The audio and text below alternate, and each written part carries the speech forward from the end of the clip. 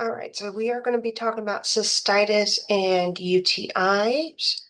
So, cystitis is technically the inflammation of the bladder. The most common cause of this is the infection UTI, but not every cystitis is caused by UTI.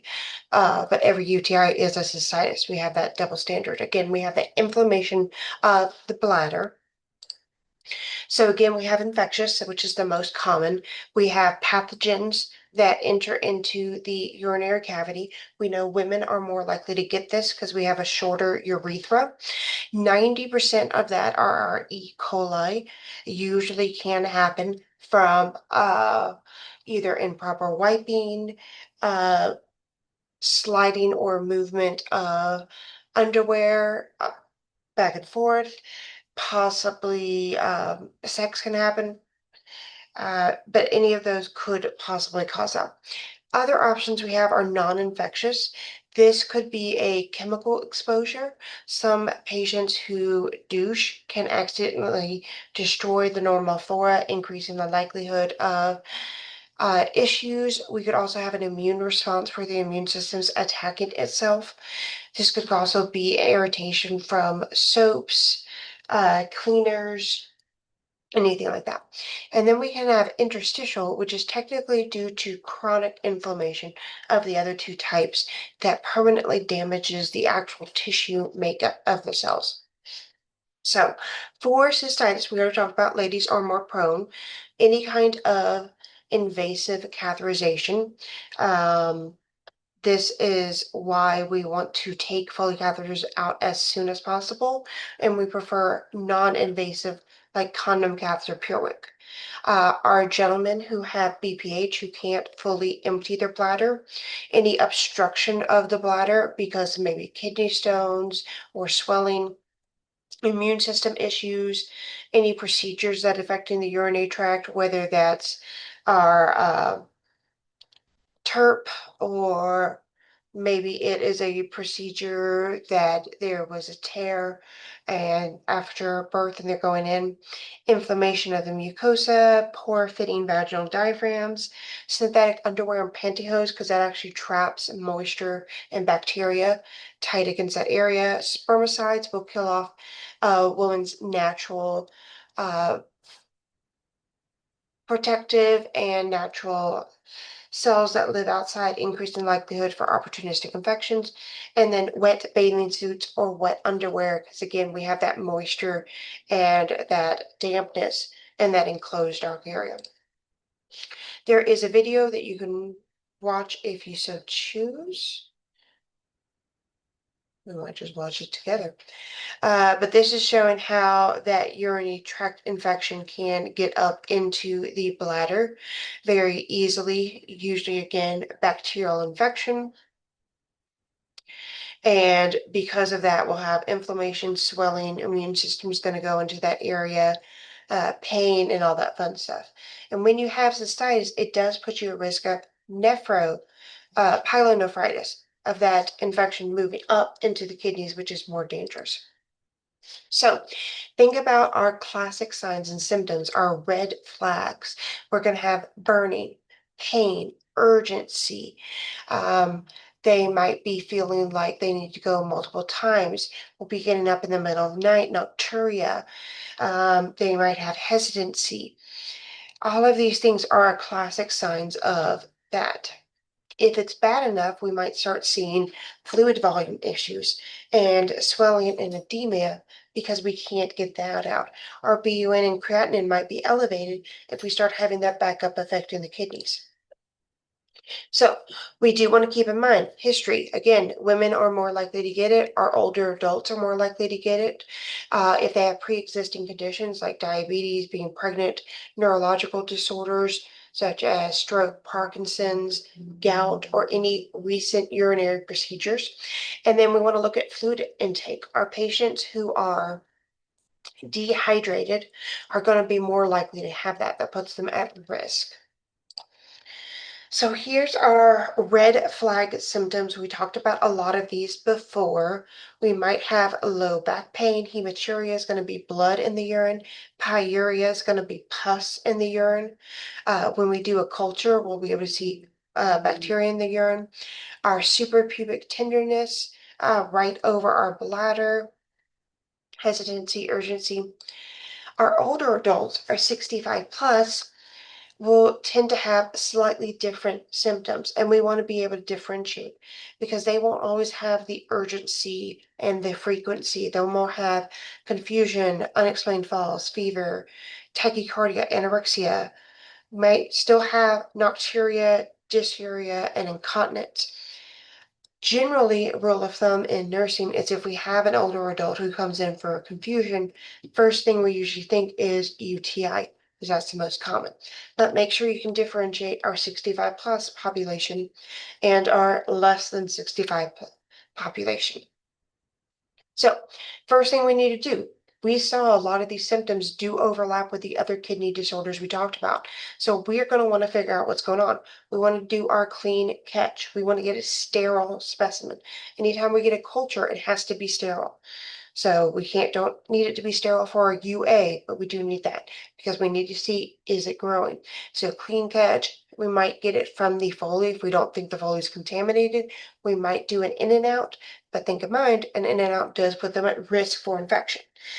We might do a CT voiding, and this is going to be checking to see if there's any difficulty with the patient urinating that allows us to see the actual pressure of the urine coming out. So for our BPH patients. Cytoscope is going to be invasive. We are going to put a camera up the urethra and look into the bladder. Since that is invasive, that puts them at risk for infection, internal bleeding, as well as swelling and edema. We do need consent for that. That's a safety thing. Retrograde pylography is another invasive. We are going to put a catheter up into the bladder and insert contrast directly into the bladder to see how that contrast moves down. I'm sorry, not the bladder, it's pylography. Contrast going to be put into the kidneys. So sorry, retrograde pylography contrast is put into the kidneys, and then we will see how that fluid in contrast moves down. But remember, contrast can be toxic to the kidneys. We also want to make sure most contrast is iodine based. Make sure they're not allergic to shellfish or iodine. Also need to have consent for that. We want to have lots of fluid to flush it out. White blood cells, it's going to be elevated for infection. Our UA, is our BUN, our creatinine elevated? Are we seeing blood or bacteria in the urine? We're going to look at our pH, our specific gravity. Is it concentrated? And then, of course, we got our two CTs. So make sure you know our cytoscopy and our retrograde pylography do need consent. We have that extra bit of safety things for those. So we got our nursing diagnoses: acute pain, impaired urinary elimination, knowledge deficit. I'm sure you can think of a couple other ones. I'm immediately thinking risk for falls, risk for injury. We possibly have risk for skin integrity. We might have impaired mobility leading to that, sleep deficit if they're getting up in the middle of the night, isolation depending on what's going on. So we want to, once we figure out what it is, we are going to treat it. If it's a bacterial, we're going to give you antibiotics. If it's inflammation, we're going to give you anti-inflammatories. We want to increase fluid because we want those kidneys working. We want to flush out whatever is irritating it. We want to look at their intake. What kind of foods are they eating, drinking? Cranberry juice has been shown to be helpful in some circumstances to make the urine more acidic and harder for bacteria to survive in there. But we also want to balance that with proper fluids, good medication. If it's bad enough, we might do surgical management. That might be our TERP for our BPH patients. This might be urostomy or something like that if we have to bypass something. So you are expected to know the common medications, and most of these you've probably seen before. Do keep in mind our phenazepamide can cause some Our venous zeopromine, also known as peridium, can permanently stain clothing and bed sheets. It can also turn the urine a color which can freak them out. Our antispasmatics, that's going to help reduce the likelihood of spasms. Again, we need to make sure they're taking their medications properly, make sure they're taking all their drugs and not stopping when they feel better, monitor level of consciousness and vital signs, I's and O's. This is something we'll see over and over with our kidney disorders. Your patients are tired of having urgency or pain when they urinate or getting up in the middle of the night to urinate. So they're like, big brain time. If I don't drink, I won't pee. And we're like, no, you have to pee. You have to drink. We want to get a sterile urine culture and a UA. I want to monitor our urine amount. Urine output of at least 0.5 milliliters per kilogram per hour comes out to our classic 30 mLs an hour. We want to talk to and listen to our patients because their priority concern might be different than ours.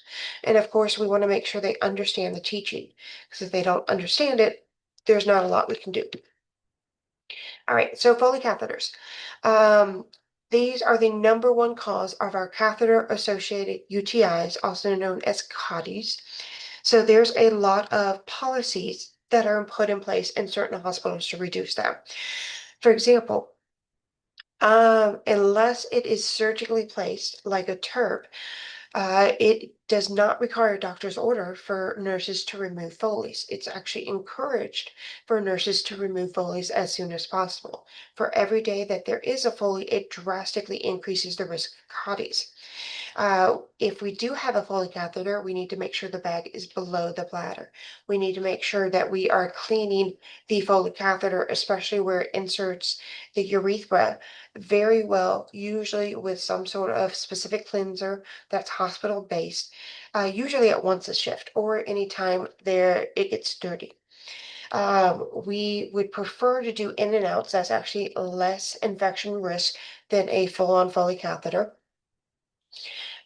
We are going to try to do non-invasives like our condom cath, pure wick, or something else to reduce that. Want to make sure we are monitoring and keeping an eye out for that, monitoring eyes and nose, seeing if there's any consistency. If our patients have a Foley, they won't have some of the classic symptoms. They won't have burning when they pee. They won't report urgency because they have a Foley. So it can also make it harder to catch those symptoms because a lot of those red flags they won't have. Again, our older adults are 65 plus and our women are going to be the higher risk category. Make sure they're encouraging fluid intake. Hey, if you're a woman, just be like, you're a woman, you're going to be more at risk. Make sure they clean front to back. We want to avoid anything that could contaminate or hold on to urine, such as lubricants, toilet tissue, or bubble bath.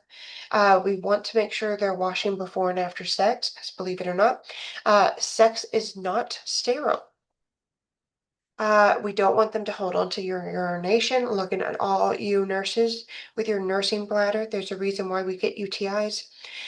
Showering is better than bathing because when you bathe, you are just sitting in dirty water. Coffee, tea, and colas all will, one, dehydrate you, and two, caffeine can actually irritate the mucosa of the wall, causing spasms and irritation. We want to make sure our patients know signs and symptoms of a UTI and know when to report it.